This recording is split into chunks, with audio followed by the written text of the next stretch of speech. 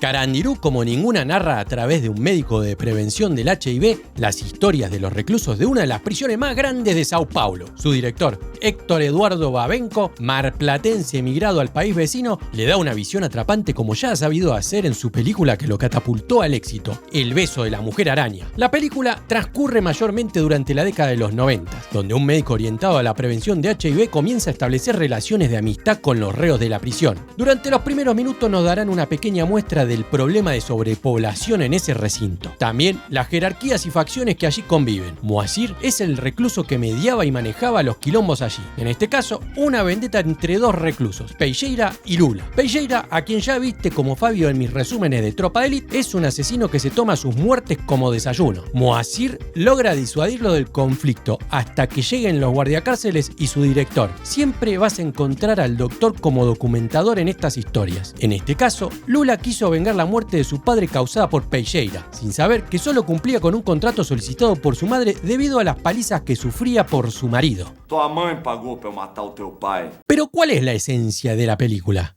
Uno es acercar de manera empática a la realidad de muchos de ellos y por otra parte contar sobre el desborde del Estado en mantener un lugar digno para recuperar a los condenados. Y no tan condenados también, porque ahí había gente esperando sentencia durante años. Dentro de las carencias que sufría la institución, una se muestra positiva en esta historia. Y ese es su director, que a pesar de no perder autoridad, les brinda un trato digno. El doctor, en su primer día, puede atestiguar los códigos de la prisión y la relación entre los responsables. Bueno, el tema es así. En la cárcel había 7.500 reclusos, lo cual doblaba su capacidad. El doctor tiene la intención de identificar, prevenir y tratar de HIV principalmente a toda la comunidad carcelaria. Una vez acomodado, el doctor comienza a entrevistar a los presos para saber si usan drogas o si tienen relaciones con otros internos. Usa camisinha. Faço carinho, põe no colo. Sou viciado e traficante. O cara não paga, eu mato ele. Fazer o quê? Sou louca por banana. Por algún motivo, los reclusos sienten que el doctor es una persona abierta a oír sus historias y rápidamente comienza a conocer a cada uno de ellos. Allí contará con la ayuda de sus enfermeros, que también son internos, como Sam Chance. É sem chance. Que ya conocés de películas como Ciudad de Dios y Hombre en Llamas, también resumidas en este canal. Llegada su primer noche, el doctor recorre los pabellones donde una música sombría condimenta la visión de una realidad alternativa y oscura en la vida de sus habitantes. A mí por momentos me generaban cierta similitud con Brasil y 12 monos, de otro gran director como Terry Gilliam. En el momento de salir, la sensación de vulnerabilidad se contrasta con la realidad que menos esperaba, que era que los presos ansiaban su regreso. Senhor, volta. Luego de reflexionar, el doctor no quiere saber más nada con este quilombo. Pone un instituto de cirugía plástica y se va a vivir a Copacabana. Fin. No, el doctor es humanista y decide volver para así escuchar las historias como la de Moacir, el cual naturaliza su vida de delincuente, contando que luego de un robo creyó que uno de sus socios lo quería eliminar para repartirse el botín entre menos. Y tan equivocado no estaba. Si bien no iba a ser su verdugo, sí había complotado con otro socio para eliminarlo. Pero este no tuvo los huevos para matarlo. Entonces se deshacen del cuerpo del traidor. Pero resultó que al gordo, la familia del desaparecido lo hizo responsable y no le quedó más opción que delatar a Moacir. Así que el gordo solo fue arrestado por el robo mientras que Moacir asumió toda la culpa del asesinato a cambio de que estuviese en deuda con él. Mas tu me deve essa. Obrigado, nego preso. Deuda que jamás sería pagada, ya que el gordo quiso escapar por un túnel que cavaron y quedó atrapado. ¡Ay, qué tubo tan estúpido! Desafortunadamente aquí no había niños para destaparlo. Entonces sus compañeros, al no poder escapar, le hicieron lipo a cuchillazos. Cuestión que el Doc se ganaba la simpatía de los reclusos. Otro personaje que le dejaría marca es el de Lady Di, que si le ves cara conocida, y escuchate bien esta, porque no lo vas a poder creer. Te digo que nos caemos de orto todos. Toda la fiesta nos caemos de orto. Sí, Tana, es el famosísimo Rey Jerjes en 300. Una chique que deseaba saber si tenía Cyrus. A.K.A. Cyrus the Virus. Eso, o sea, si era portadora de la enfermedad, ya que había tenido relaciones con... Uns 2000. Así que se somete a prueba. Al lugar llega un nuevo recluso, Deusdedit, un tiernito que parecía tener los segundos contados, pero rápidamente es protegido por su hermano de vida, Zico, que para muchos de ustedes es bien conocido como el Capitán Beto en mis resúmenes de Tropa de Élite. Aquí era un recluso narco, que más adelante conoceremos su historia. Pero antes conoceremos la de Majestad, gracias a que una rata casi le morfa el dedo cuando escondía la merca con la que proveía a los dealers internos. El Doc llega justo a tiempo para salvarlo del falopa de Lula, que le cosía el dedo como un matambre. La vida de Majestad tenía rasgos vertiginosos en el amor, flechado por la rubia de un bueno para nada al que finalmente le roba a su mujer. Con ella se casa y tiene algunos pibes. El problema era que el líbido de Majestad daba para imprimir pibes tanto en cartucho color como en negro. Un conflicto que lo acompañaría durante años al repartirse la semana entre sus dos mujeres, donde la primera le mete mecha para que se deje de joder. Como resultado, Majestad asumió la culpa del incendio para preservar a su mujer de la cárcel. Majestad estaba realmente enamorado de ambas y asegura que valió la pena su condena a cambio del fuego de sus mujeres. Finalmente llegamos a la historia de Zico y Deusdedit. Zico era un vendefalopa tanto fuera como dentro de la cárcel y un adicto en pérdida, que de chico su madre lo había abandonado y Deusdedit con su hermana Franci lo llevaron a su casa donde su madre lo crió como propio. Hermanos de la vida. Zico estaba perdido por Franci y protegía a su hermano Deusdedit. Sin embargo, Deusdedit le reclamaba haber seguido por el camino de narco. Zico proclamaba no haber matado nunca a nadie, mientras que la historia de Deusdedit fue diferente. Resulta que a su hermana Franci la habían manoseado unos pibes del barrio. Deusdedit los denunció y estos prometieron venganza. Entonces Deusdedit le pidió un arma a Zico para protegerse. El tiempo pasó y una noche los pibes querían cobrarse. Deusdedit los enfrentó, mató inmediatamente a uno, pero al otro lo tuvo que perseguir donde lo fusiló a la vista de la gente. Uno menos. Este no jode más. Luego se entregó. Por este crimen, Deusdedit tendría una condena de 48 años. Como todos sabemos, la cárcel tenía sus propias leyes. Un buen día, Zico le pide permiso a Moacir para matar a Ezequiel, un fumacrack moroso que le debía unas cuantas dosis.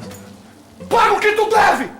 Moacir solo le dará permiso para matarlo solo si Ezequiel le pide dinero a su familia y no le paga. Otra historia es la de estos dos amigos. Miro había contraído tuberculosis en la cárcel y Antonio se dedicaba a cuidarlo. Su relación era de amigos y socios para reventar blindados. Viúva de vocês! Abre essa porta, caralho!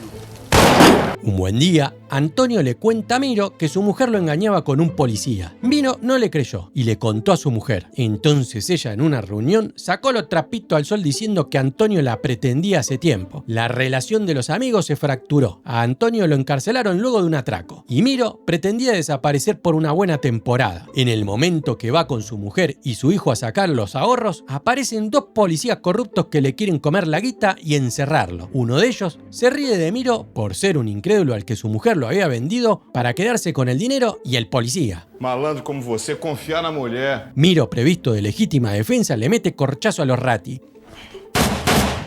Y al salir, le plantea el divorcio a su mujer. A Miro lo único que lo preocupaba era que su hijo lo perdone, y a Antonio era que el doctor ayude a su amigo a dejar este sufrimiento agónico. El objetivo del doc no se doblegaba e intentaba por cualquier medio fuera de lo tradicional de llegar a los pibes para que se cuiden de Cyrus.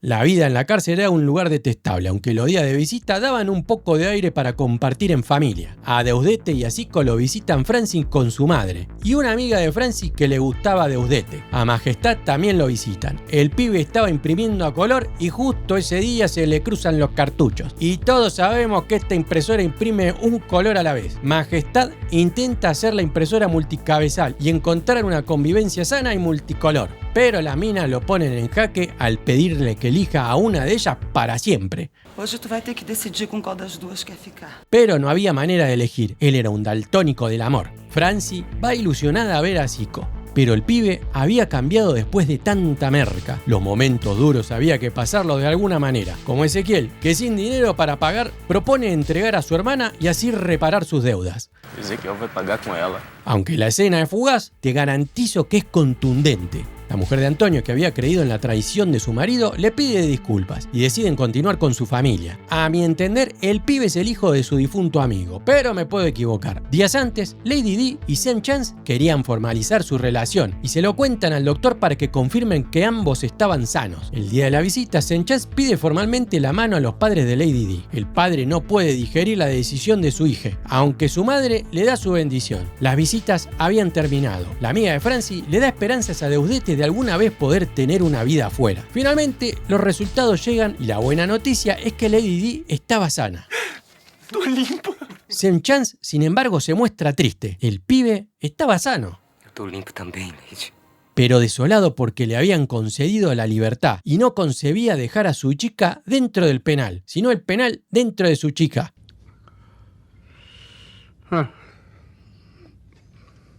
Moacir, aunque justo, es implacable. Ezequiel no había pagado y Zico desestima matarlo debido al riesgo de extender su sentencia. Entonces Moacir destierra a Ezequiel al pabellón más cagón de la cárcel y a Zico lo tilda de payaso, Tu é palhaço. que ahora había perdido su paga y su dignidad. Otra historia que fluye durante la película es la de Chico, que de chico no tenía un carajo. Un recluso con 18 hijos que llevaba décadas encerrado. Este se enorgullece de que ninguno de ellos jamás haya pisado una comisaría, siempre con un latente deseo de dejar la prisión. Y vos te preguntarás por qué había pasado una buena temporada en el solitario. Te cuento, resulta que su hija más pequeña ya no lo recordaba y deseaba visitarlo. Chico le solicita de manera excepcional al director que le permita verla fuera del día de visita para que ella no experimente estar con el resto de la población carcelaria. El director, aunque en sus palabras se niega para no generar jurisprudencia, se lo permite, pero lamentablemente Chico espera, pero su hija no se presenta. Entonces el guardiacárcel no tuvo mejor idea que bardearlo por el abandono. Acho que seus filhos vão chegar pulando a muralha? Chico con dignidad le marca la cancha. Así que durante 30 días el tipo se pasó revoleando una moneda contando los minutos, horas y días en el solitario. El doctor lo atiende y reconoce su alma doblegada por la prisión. Ahora, si vos llegaste hasta acá como Chico, entonces dejale un like al video. Suscríbete para seguir viendo más contenido como este. Y eso sí, si te queda tiempo, compartila, que con eso me ayudas a crecer. Sigo con Zico. Al pibe la abstinencia lo había puesto como Renton y veía Teletubbies por todos lados. Deudete quiere ayudarlo y se gana un puntazo. Bueno, puntazo no, pero Zico, con el cerebro y el alma envenenada, mata despiadadamente a su hermano. Moacir, con el comité disciplinario, creen que hay que darle un buen correctivo. Entonces Majestad con sus chicos le cumplen sentencia. Todos participan excepto a quien todos pensábamos que le sería más fácil. Peyeira no pudo matar por primera vez. Al desterrado de Ezequiel le piden que asuma el crimen. Aun cuando al pibe solo le faltaban 2 años para salir, acepta la culpa a cambio de tener su dosis de crack aseguradas. Ezequiel era uno de los infectados, así que de cualquier manera cumpliría sentencia tanto dentro como afuera. Fui eu que fiz o Zico. Para su preferencia, mejor hacerlo aliviando las penas. Bueno, no todo malo era allí. Lady Di y Sean Chance finalmente deciden dar el sí. El Doc era siempre integrado y agradecido por ser parte de la vida de ellos. El momento de Chico para dejar la prisión por fin había llegado. Para él se había acabado el tormento, mientras que para otros comenzaba, pero no en la prisión, sino en su mente. Peyeira sufre los estigmas no de sus víctimas, sino de Zico. Ojo que no es lo mismo que Psico. Y su cabeza no entiende por qué ella no puede matar. Entonces se lo plantea al Doc. Este le dice que la única enfermedad que tiene es el remordimiento. El problema es que no había cura para eso. Perdido en el Valle del Remordimiento, Peyeira termina encontrando refugio con un rebaño del señor que el pastor Cafú llevaba adelante. Você quer aceitar de tudo? Como dice el dicho, el fruto no puede caer muy lejos del árbol. El hijo de Moacir también había sucumbido ante la delincuencia y comparte el destino con su padre. Bueno, todo genial, bárbaro, regio, 10 puntos las historias. Pero ¿cuál es el conflicto en un lugar donde los pibes tienen relaciones, prueban sustancias recreativas, ven a sus familias y juegan partidos de fútbol? El verdadero quilombo de todo esto era el hacinamiento. Pensemos lo siguiente: si pones 7.500 tipos en un lugar donde apenas caben 4.000, es cuestión de tiempo antes de que todo reviente al reverendo carajo. Y el disparador es cuando uno de otro pabellón intenta colgar los Calvin Klein en el tender del pabellón de Moacir. Mientras unos festejaban el campeonato interno, otros iniciaban una batalla letal en los pabellones gracias a un par de calzones, tal como lo relatan algunos de ellos. Cuando la sangre hierve, ya no hay vuelta atrás. La prisión entera se amotina y convierte en un infierno. Para resolver esto solo pueden llamar a un grupo de élite. Pero no es este, sino los policías de choque, que son los que están preparados para manifestaciones. Estos de manera sugerente le piden a los reclusos que reflexionen sobre sus actos. Cuestión que el director hace de mediador y los pibes entregan la fábrica de Tramontina completa.